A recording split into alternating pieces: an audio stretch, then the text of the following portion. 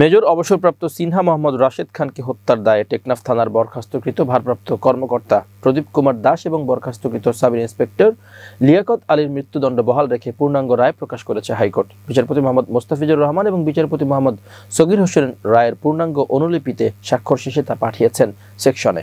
এখন আসামিদের আপিল করতে হবে 30 দিনের মধ্যে। একই সঙ্গে আরও 6 জনের যাবজ্জীবন কারাদণ্ড বহাল রাখা হয়েছে। এ রায় বৃহস্পতিবার বিচারপতি মোহাম্মদ মোস্তাফিজুর রহমান ও বিচারপতি মোহাম্মদ সগীর হোসেনের হাইকোর্ট বেঞ্চ এ রায় প্রকাশ করেছেন।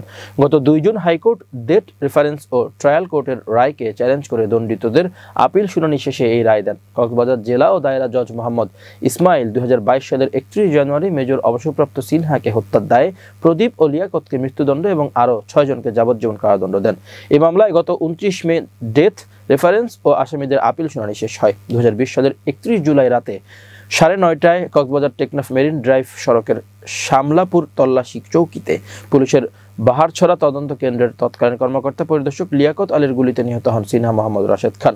ঘটনার 5 দিন পর 2020 সালের 5 আগস্ট নিহত সিনহার বোন শারমিন শাহরিয়ার ফেরদৌস বাদী হয়ে আদালতে মামলা করেন। 2020 সালের 13 ডিসেম্বর 15 জনকে অভিযুক্ত করে আদালতে চার্জশিট জমা দেয় র্যাব। অভিযোগপত্রে সিনহা হত্যাকাণ্ডকে পরিকল্পিত হত্যাকাণ্ড হিসেবে উল্লেখ করা হয়।